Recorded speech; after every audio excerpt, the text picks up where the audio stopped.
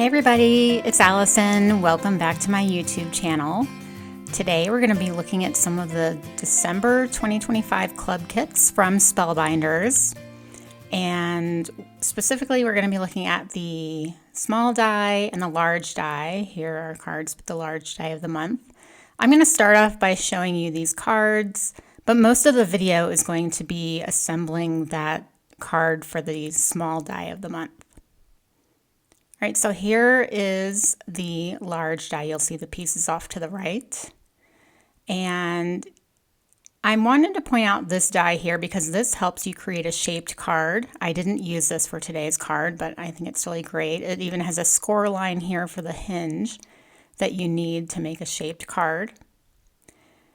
So I'm going to show you the pieces here, but as I'm showing you, I'm going to talk about my thought process for this first card. I was really inspired by this gorgeous Japanese paper from the most recent Your Paper Insider box, box 13. And when this club came along, I was like, yes, let's make a kimono. I was so inspired. This club kit is called Wrapped in Care, and it's really meant to be hair wrapped up in a towel.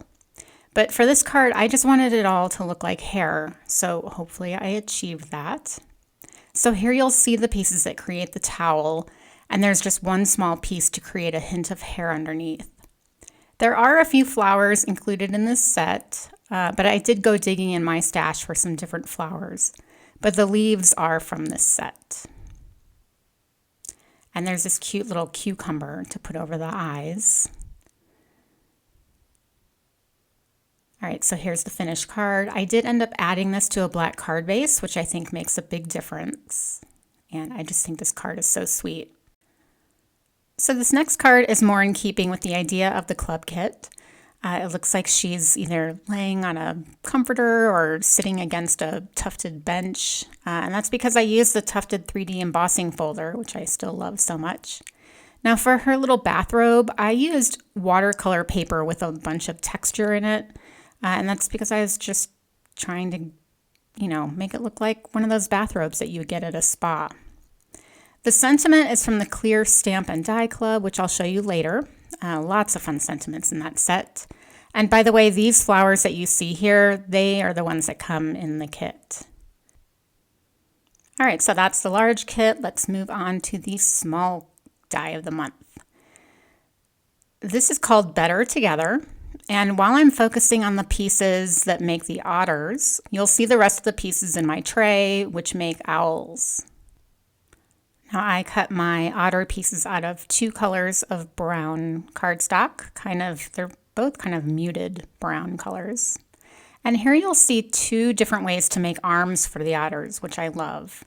These go in front, and they're great if you want your otter to hold something.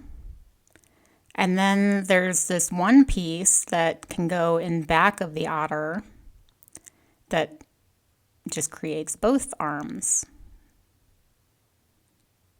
which is super easy. And I love that Spellbinders gives you these two options. Now here's something I didn't do, but I wanted to show you. There are dies that have sentiments for the bellies.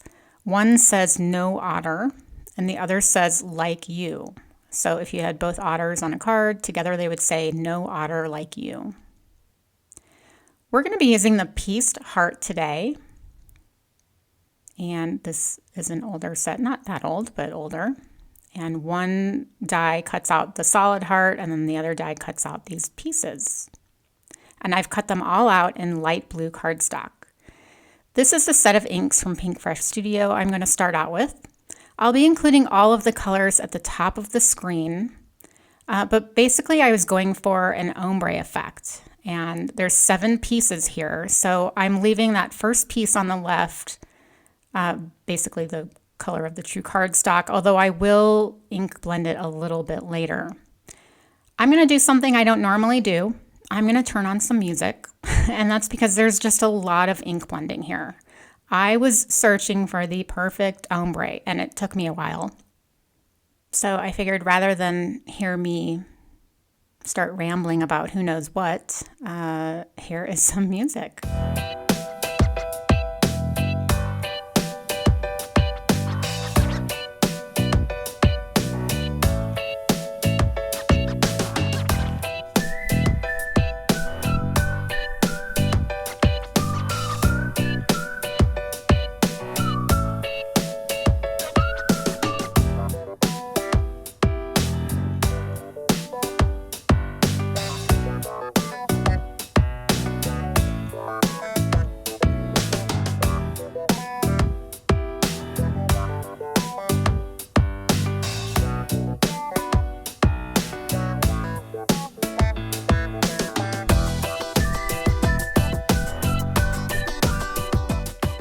right, so here is what I have so far. I felt like it was a little too green for what I wanted, and that's because this set of inks from PinkFresh, it's kind of like a greenish turquoise color, or colors. So I'm going to bring in another set of PinkFresh inks, also a turquoise set, but they are more on the blue side. So I'm first coming in with one of the lighter colors in this set, just trying to add a little bit of blue to it. You'll see that I eventually pull 2 of these pieces, maybe even 3 of these pieces out and start over with the plain light blue cardstock.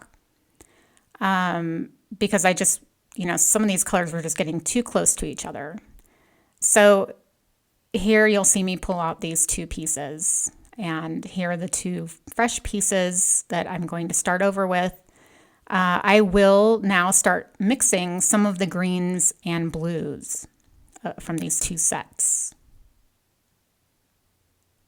So again, this was just me trying to get the ombre effect that I wanted. There is no perfect ombre. I say perfect a lot. There is nothing perfect about card making. There never should be. But I was just trying to get what I wanted.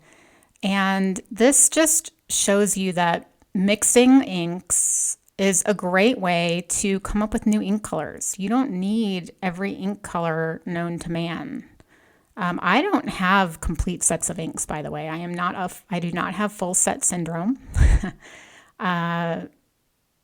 which is surprising to myself even. But I love mixing inks and coming up with my own. All right, to finish this up, I'm just gonna go back to a little bit of music and then I will be back in a bit.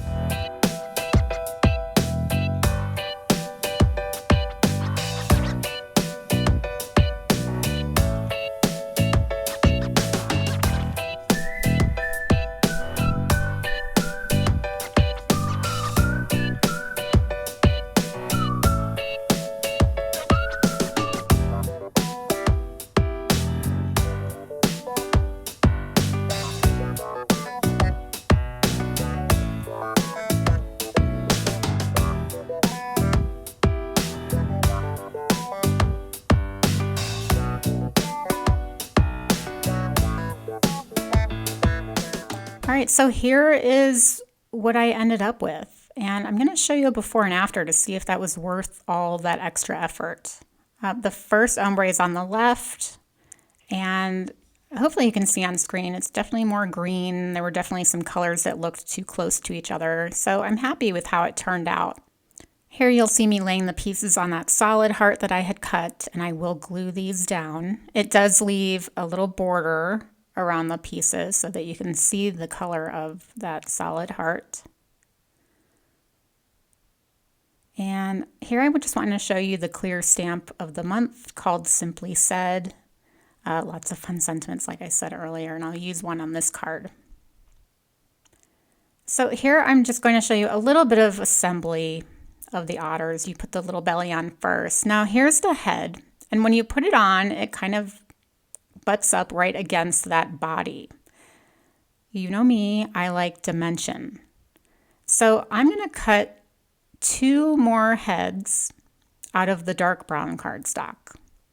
And originally I was just going to use 1 extra head per otter, but now I'm going to stack 2 of these brown heads underneath the lighter brown. And look at how much dimension that gives. It just makes it look more realistic. Like his head is, he has a chin. Not that he has a chin, but you know what I mean. So I've glued those 2 dark brown layers on, and now I'm gluing this one on, and now I can glue the nose in, and the little eyes inside that you'll see I colored those with the black marker because they were originally the color of this light brown cardstock. All right, so now I'm just trying to figure out what I want the arms to be doing. And remember, there are 2 different ways to do the arms. So I couldn't decide if I wanted to have them holding hands or if I wanted them each to be holding something. So then I decided I'm going to have half and half. So I'm going to take this piece right here and cut it in half. And I'll use 1/2 of it for each otter. And that way they're not going to be holding hands really, but they're going to be holding something together. And then the other arms I thought were just cute in front. All right, would it be a video without some pattern paper? This is the Snow Pine Lodge paper pad from Simple Stories. This came out last year. I bought this around the same time last year. I haven't really shown it until now. There's a lot of fun skiing things. Those were little skiers that I just showed you. And I mean, I had looked at some other paper before pulling this paper pad, and you might think it's weird that I pulled a winter themed paper pad, but I found this paper and I thought, I don't know, there was something about it. It's a little too yellowy green for me, but I love the movement in it. It kind of reminded me of water ripples. So I'm going to try to tint this. You've seen me tint pattern paper before, and when you use dye ink will tint because it's translucent. It's not really going to cover the pattern, it's just going to tint it. So I tried the sky blue ink first, and it wasn't really doing the job. I'm going to try to get more on here. I'm using my large fluffy brush from Spellbinders. Now I am pulling in oxides, and I do not normally use oxides when I'm coloring pattern paper. But because this paper has a lot of contrast, I was okay if it kind of camouflaged, well, not camouflage, it's kind of gonna get rid of some of that contrast. So this is Salvage Patina, and it's definitely getting me more in the direction where I wanted to go. I brought in Tumbled Glass just again to try to add a little bit of blue to it, because Salvage Patina is more of a turquoise color. I don't know if this was doing it much of anything, but here is where it really made a difference. This is Uncharted Mariner, and this is obviously a dark color. But even with the oxide, you can still see a hint of those little, I'm going to call them water ripples underneath, but it definitely mutes it. And look at how much better it looks with my heart. So I've assembled everything. I'll show you some of the things I use. I'm just adding some little clear dots here, or clear little dimensional dots. I added this cute little bow tie. This is from the Pasta Friends. This bow tie has come in so handy. And I added a little flower to her ear that comes in the set with the otters. I did take some Distress ink and add a little bit of blending around the edges of the otters. And then I took some Spun Sugar Oxide and added little cheeks. I needed to use Oxide because of the pigment, because this is pretty dark paper. Now I'm going to add some Crystal Glaze to the noses to make them shiny. Crystal Glaze is like Glossy Accents, in case you're more familiar with that product. What I love about Crystal Glaze is that it comes out of the bottle so much easier. It just doesn't get as clogged up, or at least I find that to be true. And it makes such a big difference, and I wish I remember to do this more often with my critter noses. And finally, here is a before and after of that pattern paper. Isn't that crazy? But again, use your inks to your advantage. Make your own colors, make your own color pattern paper. And I just realized I forgot to film one part of this. You'll notice that the border on the heart is now white. I trimmed off that light blue border off of the original piece, and I put it on white. I just thought it popped better against this card base, and it ties in with the white sentiment. And by the way, that sentiment I stamped with 2 colors of ink. One of the inks was from that bluer set of PinkFresh inks, and the other one was with that greener set. Again, I was just trying to get the color that I wanted, so I made my own color. All right, that is it for me today. I appreciate having you here as always.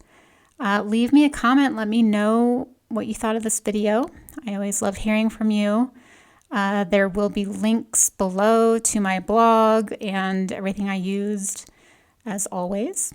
And I will see you all soon. Take care. Bye-bye.